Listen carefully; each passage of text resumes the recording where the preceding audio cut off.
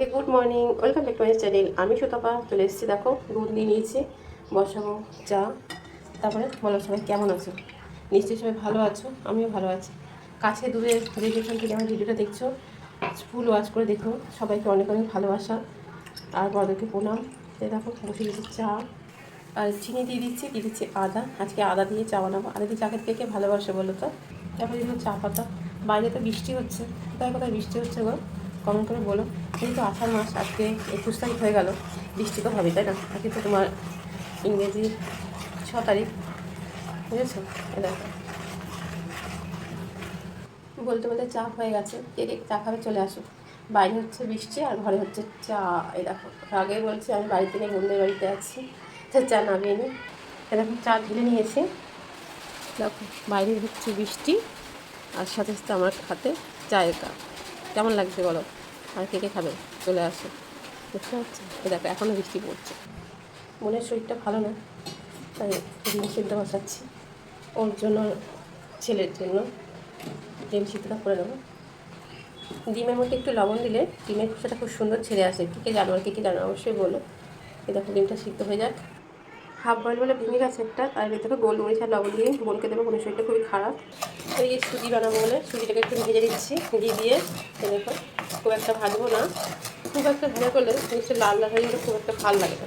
তাই আমি এরকম যখনই ভাজি তখন এরকম দেখো হালকা এরকম ব্রাউন ব্রাউন হয়, তারপরে রেখে তারপরে একটু ভাজা। দেখো দেখো দুধ দিয়ে দিয়েছি, সেটা তোমাদেরকে দেখায়নি। আর দুধটা দিয়েছি কিন্তু ডাইরেক্ট দিইনি, দুধটাকে একটু গরম করে নিয়েছি, সেটা তোমাদেরকে দেখানো হয়নি। এই দেখো এবার তো ফুটছে দেখতে পাচ্ছ। এই সময় দিল পরিমাণ মতন চিনি। এ দেখো এই সময় দিল একটা এলাচ, কিন্তু এলাচটাকে ফাটায়নি কেন বলো তো? সুজিটা হচ্ছে সোনা বাবার জন্য, মানে আমার ছোটো বোনের ছেলেকে আমি সোনা বাবা বলি। সোনা বাবার জন্য সুজিটা হচ্ছে, তাই জন্য পছন্দ করে না। আর কাজু কিশমিশও পছন্দ করে না, তাই এরকমভাবেই বানালাম। এই দেখো দেখতে পাচ্ছ হয়ে গেছে। এবার হচ্ছে সুজিটাকে নামিয়ে নেবো। সুজিটাকে গ্যাসের উপর রেখে দেখো নামিয়ে নিয়েছে। 3টে বাটিতে ভাগ করে নিয়েছি, দেখতে পাচ্ছ? এই দেখো এবার ওদের দেবো, বলবো গরম গরম খেয়ে নে, বুঝেছো? চলো ফল কেটে দিলাম। শরীরটা মনে খুব দুর্বল করেছে, জানোই তো তোমাদের ভাই নেই, ভাই মারা গেছে। তাই জন্য এটা আমার ছোটো বোন, বুঝতে পারছো? দিয়ে আসি খেয়ে নিতে বলি, খাবে না, জোর করে খাওয়াতে হচ্ছে। এর মধ্যে নিয়েছি দিয়ে আসি। বাটি নিয়ে নিচ্ছি, নিনো বেসন। কী করবো বলো তো? বেসনের ফুলি করবো, জানো তো? তার জন্য বেসন নিয়ে নিয়েছি, তার মধ্যে দিয়ে দেবো কাঁচা লঙ্কা, যেমন আর কি করে, বুঝতে পারলাম। আর দিয়ে দেবো হচ্ছে কালো জিরে। এটা তার মধ্যে কিছুটা পেঁয়াজ দেবো, নাহলে খালি বেসন তো, তার জন্য একটুখানি হলুদ দিয়ে দেবো। আমাদের বাঙালিদের মধ্যে তো হলুদ ছাড়া কোনো কিছু রান্না করে না, তার জন্য দেবো পরিমাণ মতন লবণ, দিয়ে দেবো একটু জল, দিয়ে ভালো করে এটাকে ফেটিয়ে নেবো। ভালো করে চামচ দিয়ে ফেটিয়ে নিয়েছি, দেখতে পাচ্ছি কতটা ইয়ে হয়েছে। এদিকে বসে দিয়েছি একটা কড়াই, বেশ এরকম কড়াই একটা থাকলে ভাজা করে করতে খুব সুবিধা হয়, তাই না? এদিকে তেল আর সর্ষের তেল এবং যে তেলটাতে করে রান্না করে ফেলবো, তার জন্য তেল তো গরম হয়ে গেছে। দেখো এবার ছোট্ট ছোট্ট করে দিয়ে দেবো। কেন বলো তো? তাহলে না খেতে ভীষণ ভালো হয় ছোটো ছোটো করে দিলে। আর আমার মাও এরকম ফুলি করতো বেসন দিয়ে, আর এরকম ছোটো ছোটো করে করতে হবে, তো এটা খেতে ভীষণ টেস্টি হয়। ছোটো কড়াই তো, তাই উল্টাতে একটু অসুবিধা হচ্ছিলো, তাই জন্য তোমাদের উল্টো দেখাতে পারিনি। এই দেখো আর এরকম একটা কড়াই থাকলে ভাজা করা কিন্তু খুব সুন্দর হয়, তাই না? এই দেখো একদম ভালো করে উল্টে পাল্টে ভেজে নেবো। দেখো হয়ে গেছে।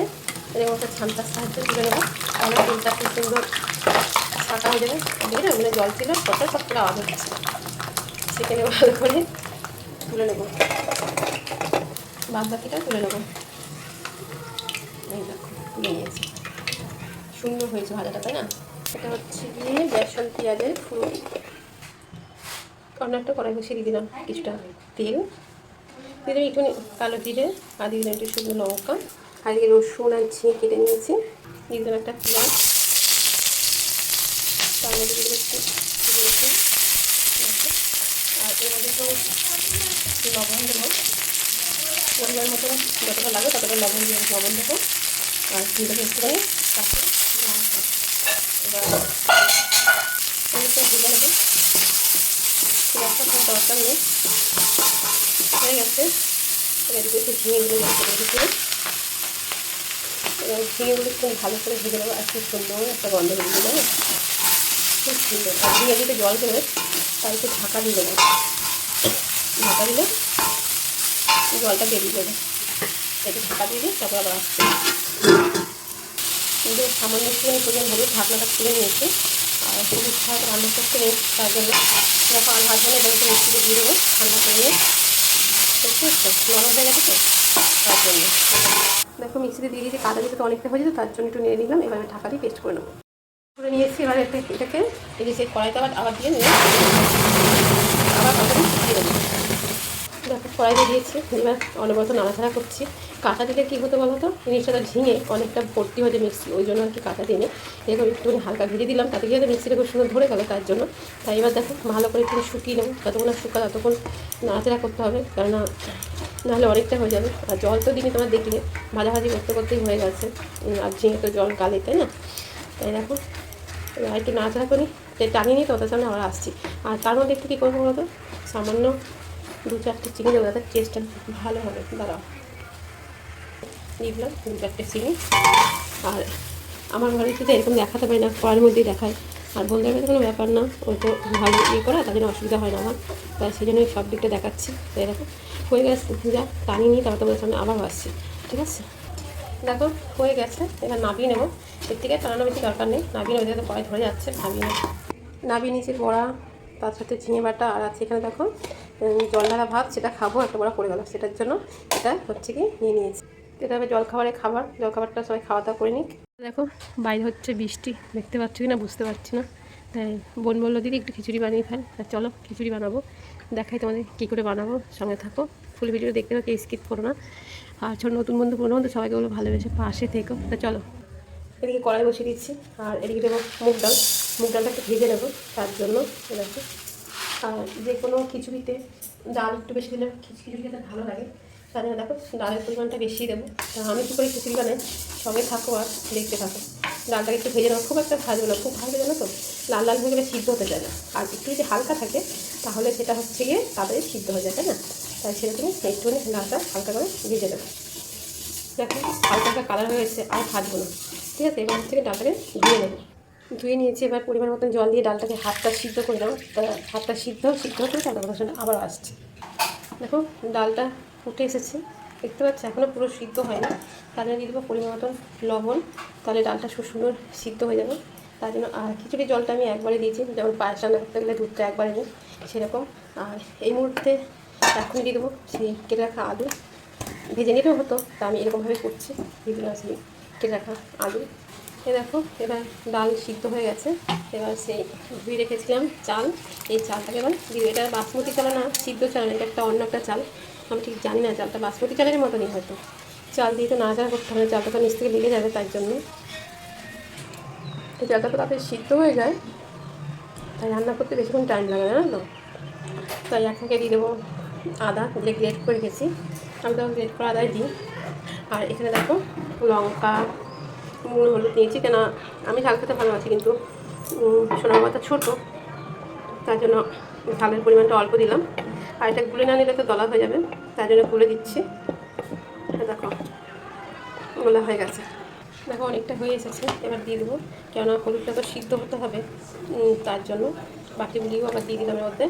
এবার এই একটুখানি নেড়ে নেবো, দেখো এটা হলুদটা সিদ্ধ হয়ে যায়, আরও বেশি খানিকটা ফুটে নিই, তারপরে আবারও আসছে। ওটা হতে হতে এদিকে কড়াই বসিয়ে দিয়েছি একটা, ডিম ভাজা করবো, তার জন্য ডিম লবণ দিয়ে ফেটিয়ে নিলাম অমলেট করার জন্য। লঙ্কা দিই, কারণ লঙ্কাটা আমি ভালোবাসি, আর ওরা কেউ ভালোবাসে, তার জন্য দিলাম। অমলেট ভাজটা একটু যাবে তো সেরকম হয়ে গেছে। সবটা ডিম ভেজে তুলে নিয়েছি, এবার এই ডিম ভাজার কড়াইতে আর একটু দিয়ে দেবো সর্ষের তেল। দেখো দিয়ে দিলাম শুকনো লঙ্কা, দিয়ে দেবো সাদা দিয়ে, ফোনটাকে একটু ভেজে নেবো।